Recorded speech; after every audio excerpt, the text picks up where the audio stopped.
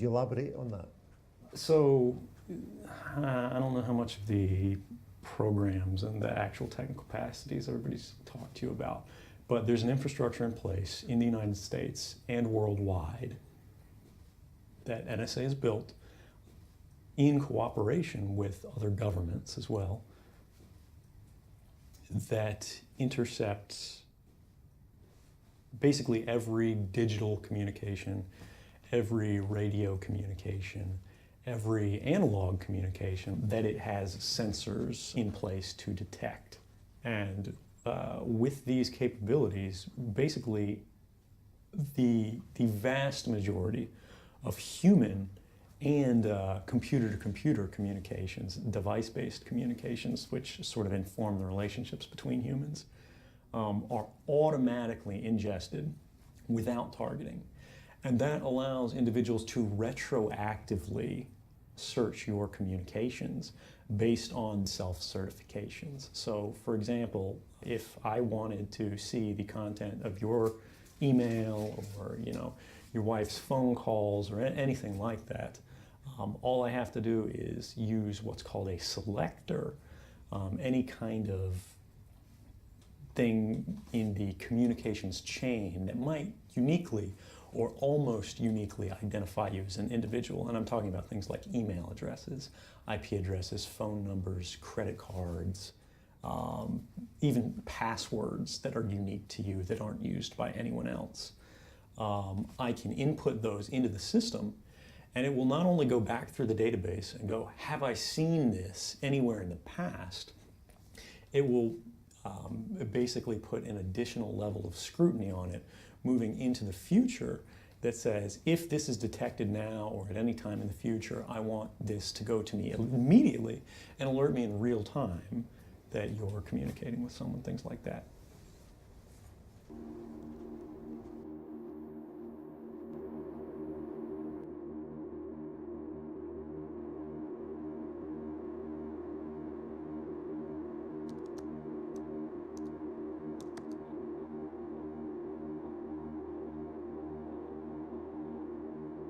You asked why I picked you.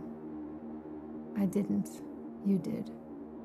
The surveillance you've experienced means you've been selected, a term which will mean more to you as you learn about how the modern SIGINT system works.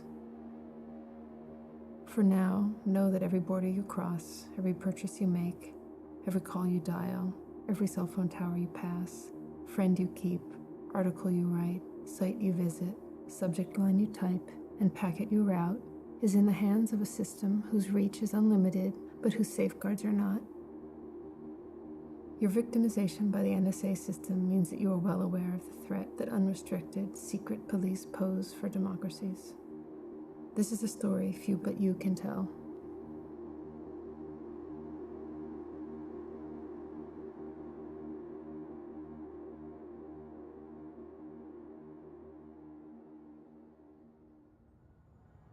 Thanks for having me.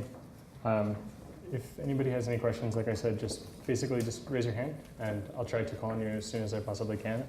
So who here actually feels like they are under surveillance pretty regularly? Everyone occupies, no? Everyone inside of Occupy. How many people here have been arrested and had at their court date, they had their phone taken into the back room? How many people here had their retina scanned? Wow. So you guys are actually, in a sense, the canaries in the coal mine, right? Because the incentives are all lined up against you. Anybody see on the subway, link your Metro card to your debit card, right? And like auto refill? This is a concept which is key to everything we'll talk about today, and it's called linkability. Take one piece of data and link it to another piece of data. So for example, if you have your Metro card and you have your debit card, you have those things and you can draw a line between them, right? So that's like not a scary thing. Except your bank card is tied to everything else that you do during the day. So now they know where you're going when you make purchases. So when they decide to target you, they can actually recreate your exact steps with a Metro card and with the credit card alone. Like literally where you go and what you buy. And potentially by linking that data with other people on similar travel plans, they can figure out who you talked to and who you met with. When you then take cell phone data, which logs your location, and you link up purchasing data, Metro card data, and your debit card, you start to get what you could call metadata, in aggregate over a person's life. And metadata in aggregate is content. It tells a story about you, which is made up of facts, but is not necessarily true. So for example, just because you were on the corner and all those data points point to it, it doesn't mean you committed the crime. So it's important to note that if someone has a perception of you having done a thing, it will now follow you for the rest of your life.